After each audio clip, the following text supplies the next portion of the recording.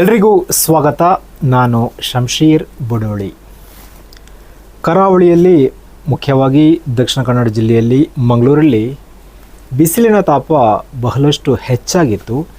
ಇವತ್ತು ಸಂಜೆ ಅಂದರೆ ಬುಧವಾರ ಸಂಜೆ ಹವಾಮಾನ ಇಲಾಖೆ ಒಂದು ಪ್ರಕಟಣೆಯಲ್ಲಿ ಕೆಲವೊಂದು ಸ್ಥಳಗಳಲ್ಲಿ ಮುಂದಿನ 3 ಗಂಟೆಗಳ ಒಳಗಡೆ ಸಾಧಾರಣವಾಗಿ ಮಳೆ ಸುರಿಯುತ್ತೆ ಅಂತ ಒಂದು ಮುನ್ಸೂಚನೆಯನ್ನು ನೀಡಿತ್ತು. ಅದರಂತೆ ದಕ್ಷಿಣ ಕನ್ನಡ ಜಿಲ್ಲೆಯ ಸುಳ್ಯದ ಪಟ್ಟಣದಲ್ಲಿ ಕೆಲವೊಂದು ಕಡೆ ಮಳೆ ಸುರಿದ ಮಾಹಿತಿ ಸಿಕ್ಕಿರುವಂಥದ್ದು.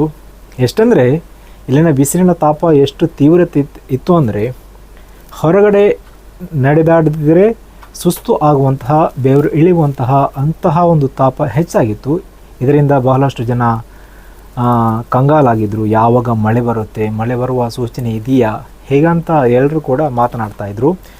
ಇವತ್ತು ಕೆಲವೊಂದು ಕಡೆ, ಮುಖ್ಯವಾಗಿ ಸುಳ್ಯದಲ್ಲಿ ಮಳೆ ಬಂದಂಥ ಮಾಹಿತಿ ಸಿಕ್ಕಿದೆ. ಇನ್ನು ಮಂಗಳೂರಲ್ಲಿ ಕೂಡ ಕೆಲ ಕಡೆ ಮಳೆಯ ಮುನ್ಸೂಚನೆ ಇರುವಂತಹ ಒಂದು ವಾತಾವರಣ ಕೂಡ ಕಂಡುಬಂತು. ಸ್ವಲ್ಪ ಕೂಲಾಗಿತ್ತು. ಹೀಗಾಗಿ ಮಳೆ ಬರುವಂತಹ ಸಾಧ್ಯತೆಯನ್ನು ಮುಂದೆ ಕೂಡ ನಿರೀಕ್ಷೆ ಮಾಡಬಹುದು. ಇವತ್ತು ಕೂಡ ಹವಾಮಾನ ಇಲಾಖೆ ಮುನ್ಸೂಚನೆಯನ್ನು ನೀಡಿದ್ದು, ಜೊತೆಗೆ ಮುಂದಿನ ದಿನಗಳಲ್ಲಿ ಕೂಡ ಯಾವಾಗ ಮಳೆ ಸುರಿಯುತ್ತೆ, ಯಾವಾಗ ಬರ್ಬೋದು ಎಂಬಂತಹ ಕುತೂಹಲ ಕೂಡ ಇತ್ತ ಜನರಲ್ಲಿ ಇರುವಂಥದ್ದು. ಸೊ ನಿಮ್ಮ ಊರಲ್ಲಿ ಕೂಡ ಬಿಸಿಲಿನ ತಾಪ ಹೇಗಿತ್ತು, ಎಲ್ಲದರ ಕುರಿತು ಏನಾದರೂ ಅಭಿಪ್ರಾಯ ಇದ್ದರೆ ಕಮೆಂಟ್ ಮೂಲಕ ಹೇಳಿ ಅಂತ ಮತ್ತೊಮ್ಮೆ ಸಿಗ್ತೀನಿ. ಅಲ್ಲಿಯವರೆಗೂ ನಮಸ್ಕಾರ.